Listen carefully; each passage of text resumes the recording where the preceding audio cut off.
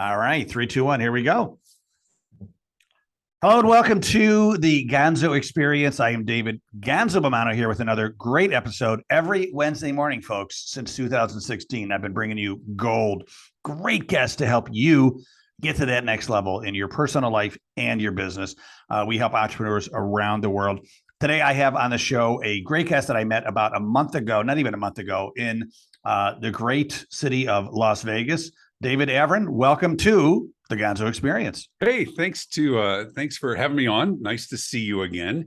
You were emceeing an event where I was part of it as well, and it's nice to see people on the road. You know, we're sort of like bands, right? Everybody's playing on Friday night in different venues, and when there's an opportunity to be in the same venue at the same time, so I appreciate it. Let's talk business. Yeah, well, the event we met at was a unique event. It was the National Pawnbrokers Association. And up here in upstate New York, we don't have a lot of pawn shops, and the ones that we have are a little seedy. I don't know if I want to visit one, but apparently there are incredible pawn shops all over the country, in malls, in airports, very reputable ones.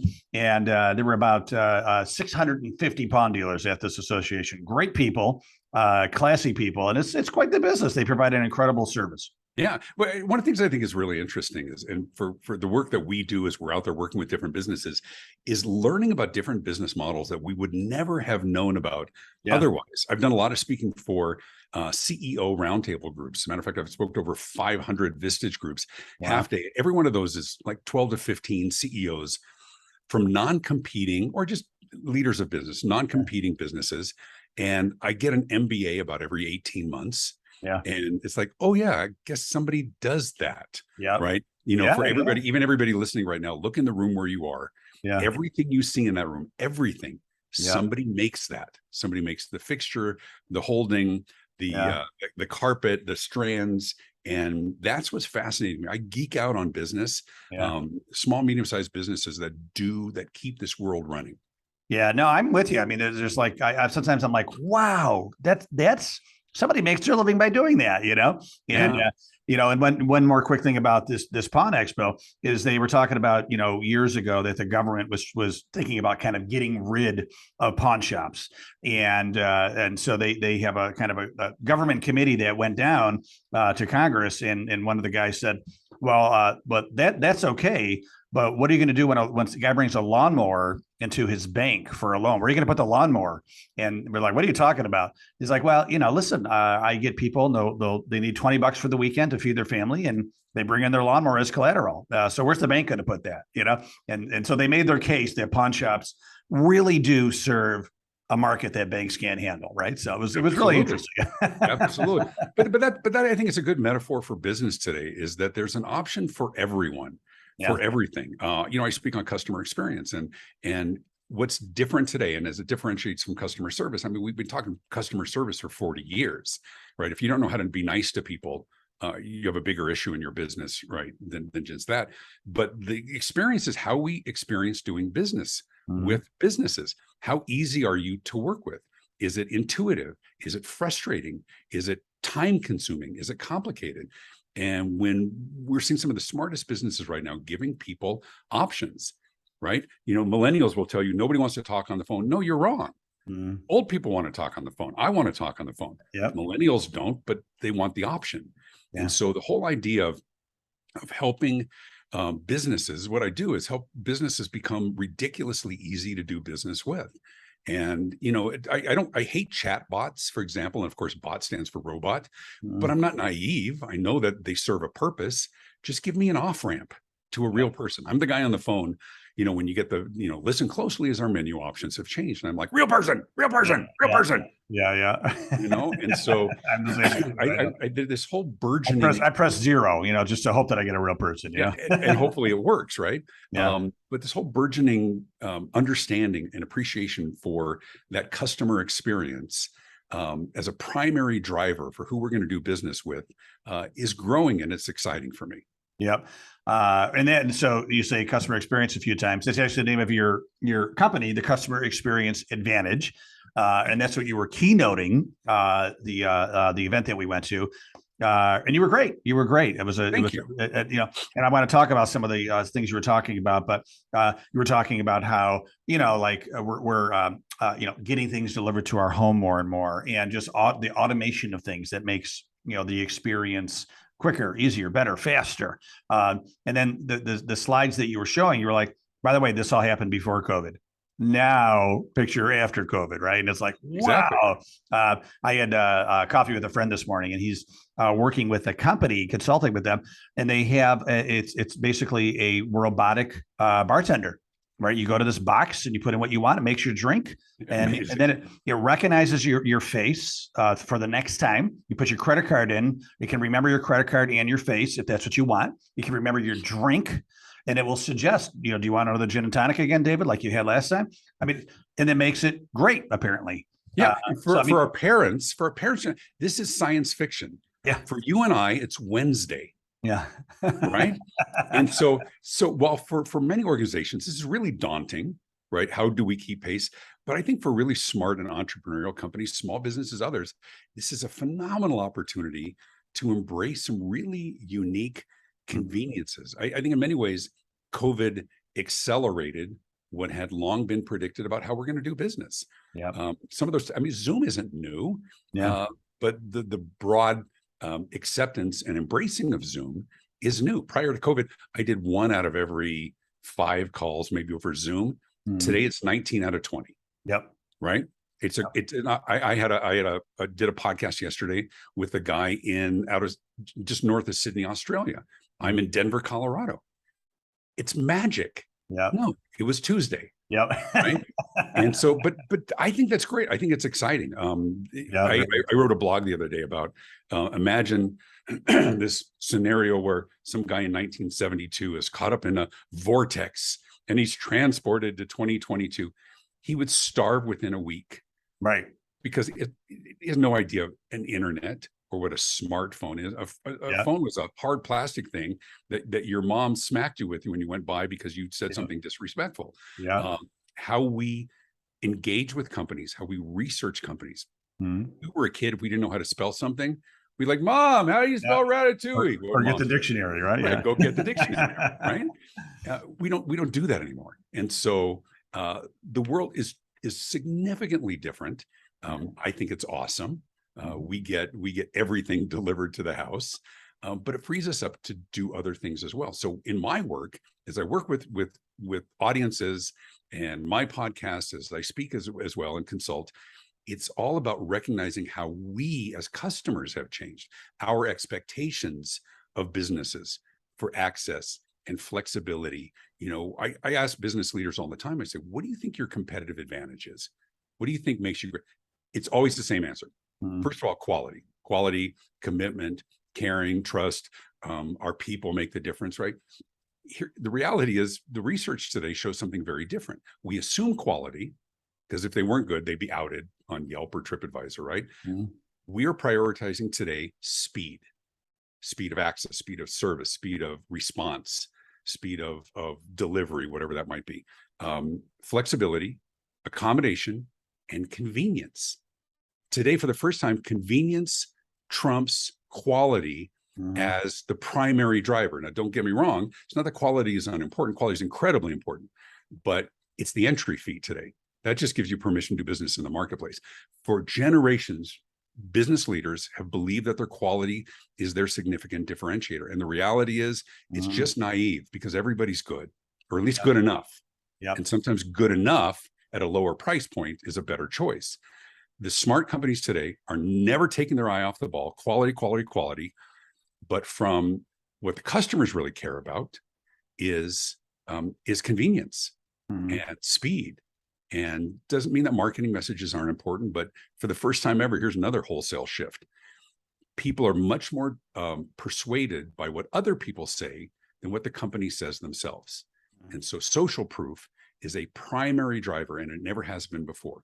We will go and look at Rotten Tomatoes before we see a movie. Doesn't mean it's going to be the deciding factor, but it's a huge influence.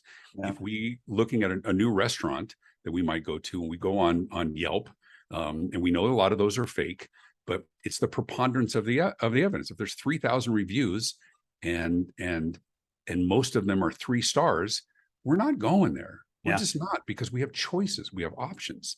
Yeah. And so smart companies today are really focusing on expediting. Can we optimize our business for speed? Can we be more convenient? And we're learning lessons from some of the bigger players on that. Yeah, it really is fascinating, and it's you know, I realize that it's really happened in about the past 25 to 30 years on just an exponential speed. And the way I Yeah. realize that is, so my son, I have two sons, but my 11-year-old son, I was getting gas the other day, and at BJ's you can't use cash, right? You got to use credit card. Right. He goes, "Dad, what did you do when before they had credit cards to pay for the gas?" And I said, "Well, what we would do, believe it or not, we would fill up the tank with as much gas as we need, and then we would go in to the register and pay with cash." And talk about the trust, right? I mean, you can't do that today, right? And Right. he's like, "Wow, really?" I go, "Yeah." They trust that we wouldn't drive away, right? And very few people did, right? And now it's like, now you can't even pay with cash at a lot of places, right? Right. Well, we take it to a different level. I would tell my kids the same thing. I said, but here's the difference. We had to get cash at the bank when the bank was open. Yeah. I mean, I'm old enough to be pre-ATM. And so I remember the line at the bank on Friday afternoons with my dad or whatever else, because you couldn't get cash on the weekends. Yeah. So you had to get whatever you thought you might need over the weekend. And if you couldn't afford something, you saved up for it.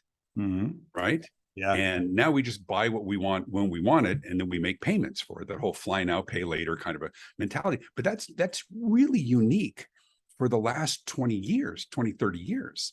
Yeah. And so, yeah, we would pay cash for things, or we would write a check, which nobody knows how to do anymore. But, Right. but when we talk about from an experience perspective, it's a really good analogy, because there are some organizations, some industries, categories, financial services being a big one, where traditionally they believed that their competitive advantage was the relationship that they have. I would ask bankers, why you? And they'd say it's this, it's right, it's the connection. We know our customers by name. Well, what happens when 98% of our transactions are on our phone? Right? I go speak at a gig. They give me a nice check. I sign the back. I take a picture of it in the back of the Uber on the way back to the airport, and I deposit it. My daughter was off at college last year, and when she needed money, she would just text me. Right? Matter of fact, her ringtone is a cash register sound. Honest to God. So she's home. She was home at Christmas a year ago, and suddenly hear this cha-ching. She's like, "What's that?" I said, "Apparently, it was you texting me from the couch." Right. Goes, "Dad, cash register, really?" And I said, "Well, you generally want money. Dad is insulting us." Right.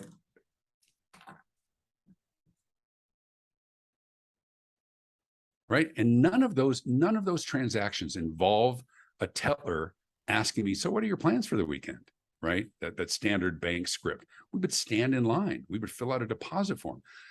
So banks and financial institutions and others right now, excuse me.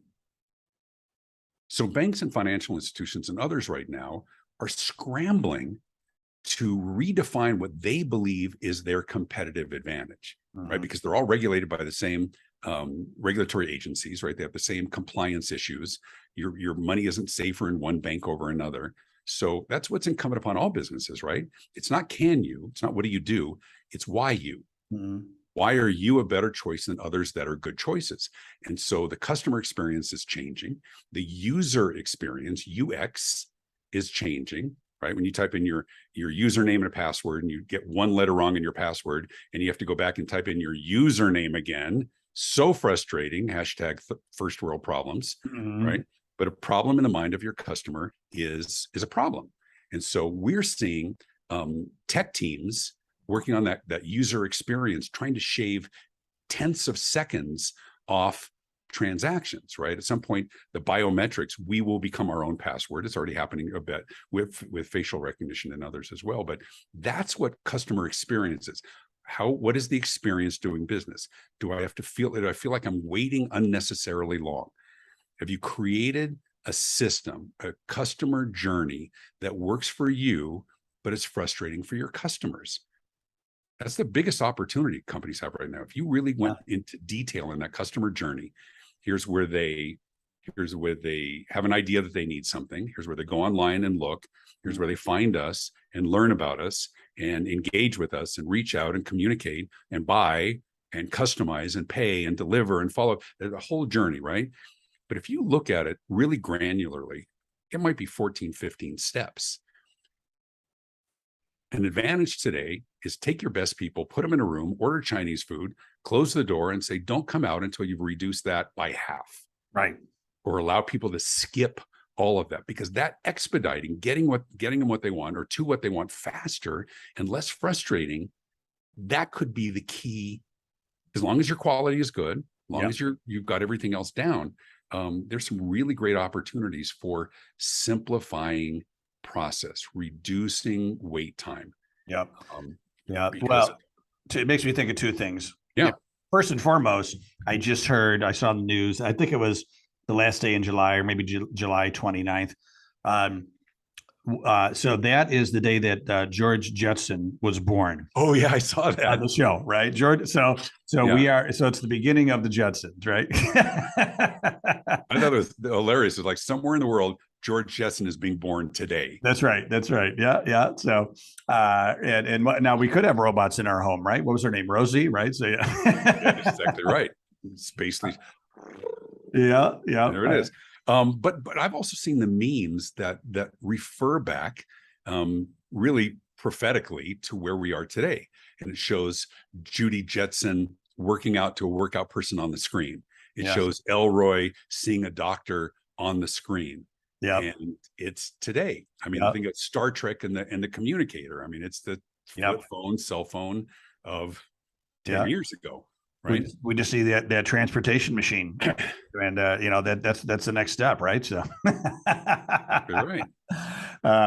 But you bring up an interesting point that it's not always about quality. It is about convenience, right? Quality has to be good enough.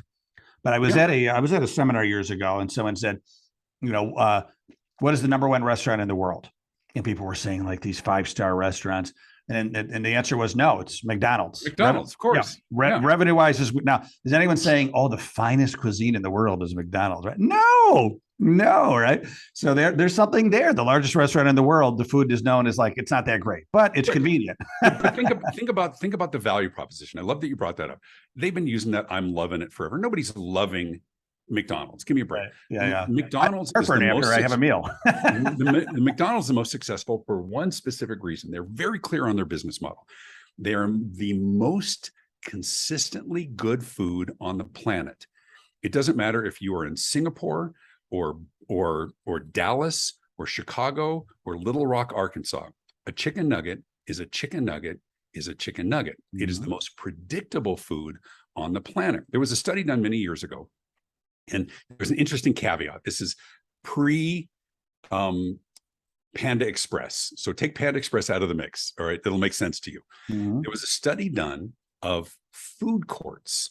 Now imagine being a restaurant in a food court when your nearest competitor is 11 steps away. Imagine anybody listening to this podcast or watching it on the website.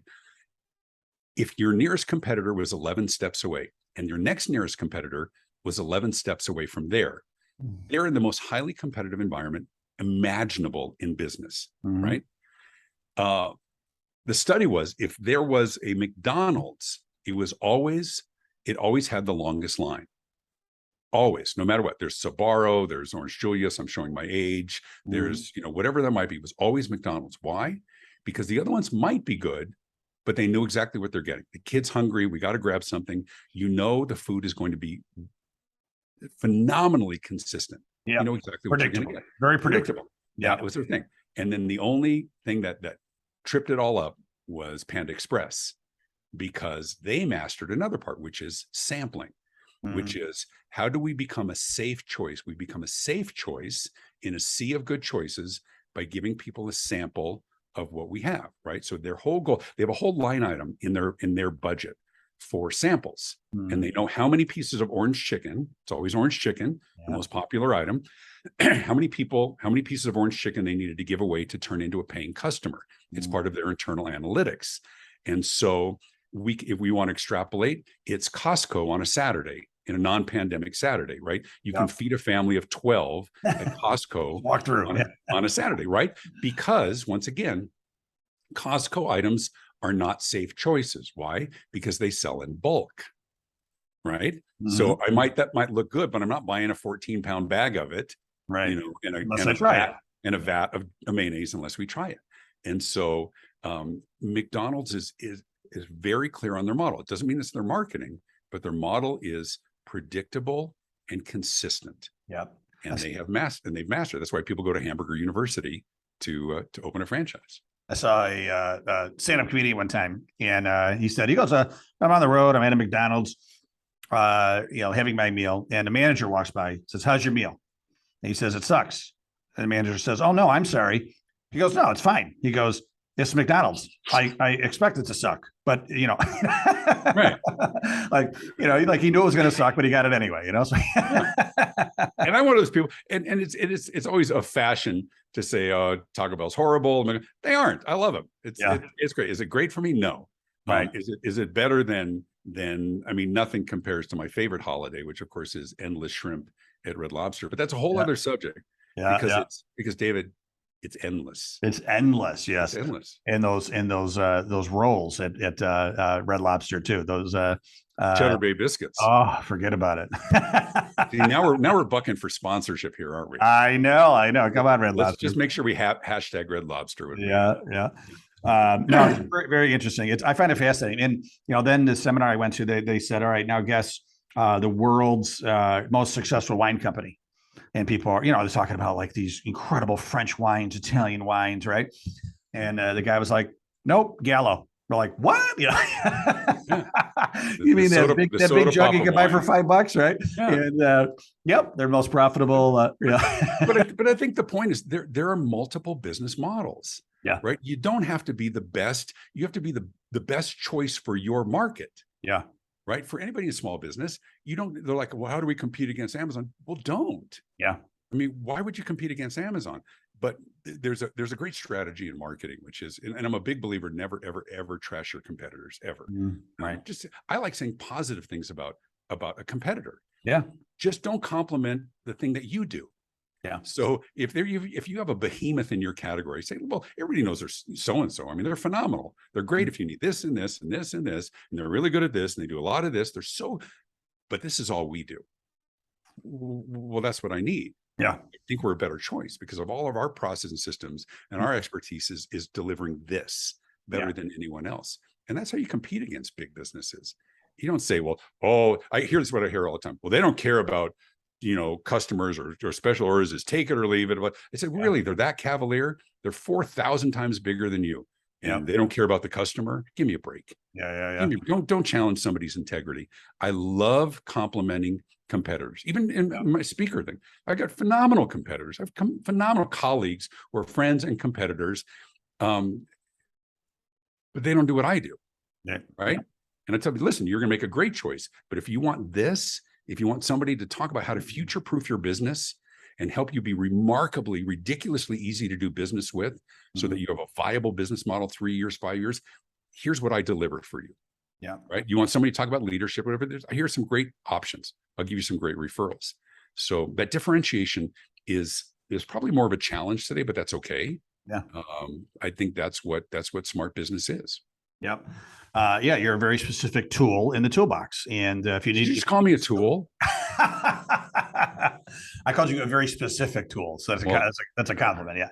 Okay. I'll ruminate on that. A very useful tool. Yeah. Thank you, sir. Thank you. Yeah.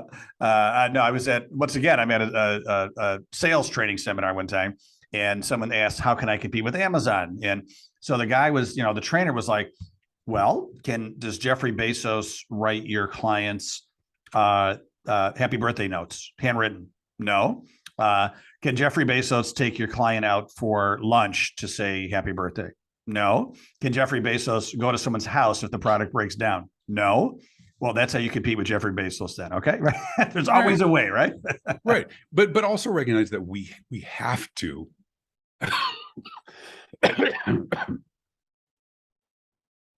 but also recognize that we have to embrace and adopt as many of the conveniences as we can. We've got to recognize we cannot be, too many are just dismissive. Well, yeah, well, they're that, and then they're, I mean, for whatever reason. Okay. I saw, there was a news report 2 weeks ago that Bed Bath & Beyond had a poor quarterly earnings report. And so they had a representative from Bed Bath & Beyond was on TV who was talking about the challenges they've had with supply chain and that they're missing a few key items and that people haven't been able to find certain things. I looked at my wife and I said, that is complete garbage. What a spin. I said, have you ever gone to Bed Bath & Beyond and you weren't able to find your? No, people, they're down because people are using Amazon. Yeah. People are sitting in their home, ordering it, and in many cases, getting it same day or the next day. That's just spin. Yeah, we're down because of supply chain. They weren't down because they were down because they have a less convenient business model. Yeah. And we're seeing, and I do a lot of work with retail as well, and some around the world, Middle East and others, is that we're seeing a wholesale shift in how they view themselves. And it's really exciting for me. We're seeing back rooms at retail outlets being converted for shipping. We're seeing companies recognizing that their physical presence is acting more as a showroom to feed their online or other ones, or as an initial sample, and then the additional ones will be delivered. There's different business models. It's daunting. It's scary for some, but you can't be complacent, because you look at what happened to Best Buy for so long. People would go in there, find what they want, and find it online cheaper and hit buy as they walked out of the store. Yeah. Right. Do we lament and create regulations so that Best Buy isn't being affected that way? Or is it incumbent upon Best Buy to change how they do business to become a viable alternative? Stay relevant, right? And for the ones that aren't, then, I mean, we can mourn the loss of Toys R Us and remember that right? with nostalgia. But are you struggling to find toys today? Right? Nobody is. Easier to find toys, right? Yeah. Easier to find toys today. Well, in almost every disruption, the reason why some industry or category was disrupted, because someone found a better way to do it.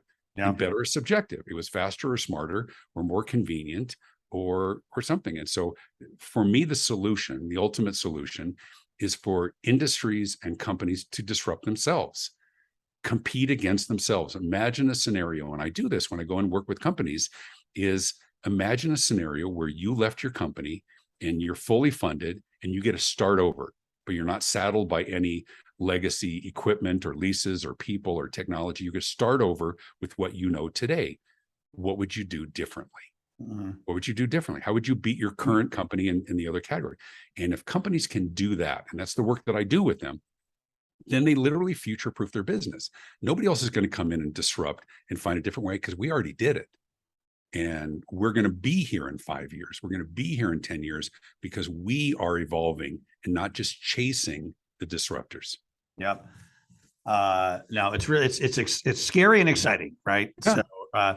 So when you are, so a lot of the Gonzo family here are small to medium-sized business entrepreneurs. Sure. They're not the Best Buys of the world. What are some of the best practices that you are telling these small to medium-sized entrepreneurial businesses to do to stay relevant?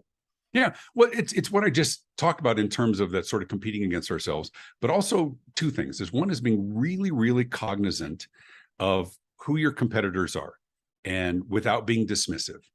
Right. I ask small business owners all the time. I say, what's your differentiator? And I get some version of, what, for us, we actually listen to our customers, right? And we tailor our solutions to meet their individual needs. And I look at them and I smile and I'm like, my God, you really believe that, don't you? And they look at me and I'm like, do you really think your competitors don't listen? I mean, seriously, grow up.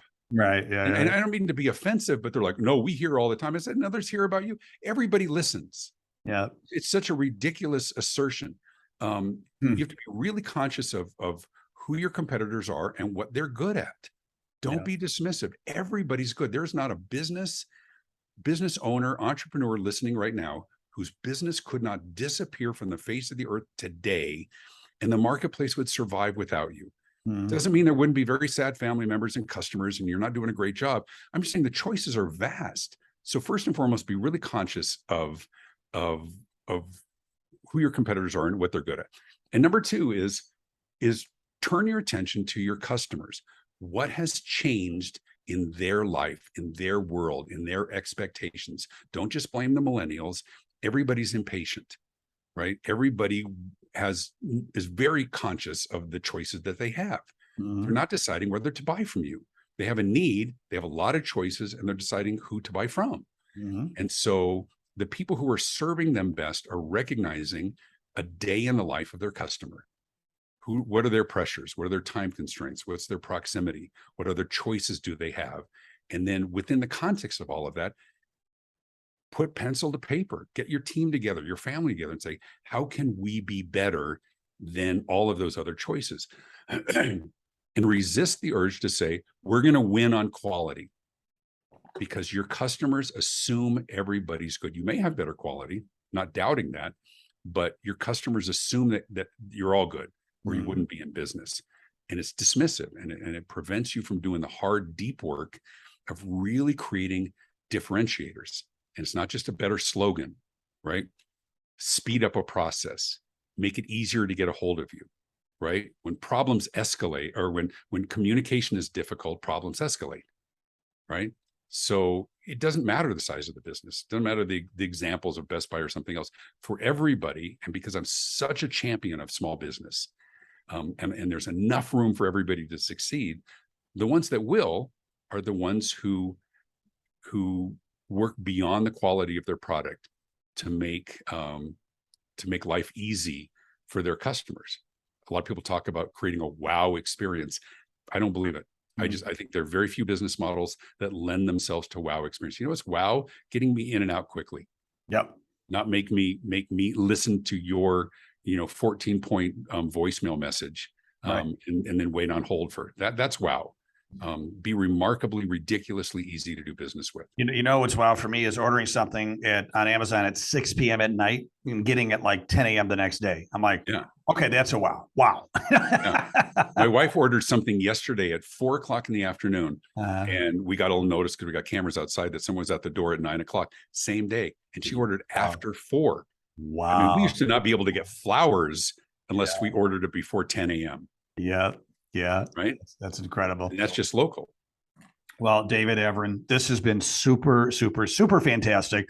We didn't talk about your 5 books. The latest book, Why Customers Leave. Is that correct? No, the latest book is The Morning Huddle, powerful customer experience conversations to wake you up and shake you up and win more business. It's just open to any page and just kind of challenge your assumptions about how people want to do business with you. But I appreciate what a great treat. It's nice to see you again. Yeah. A few weeks.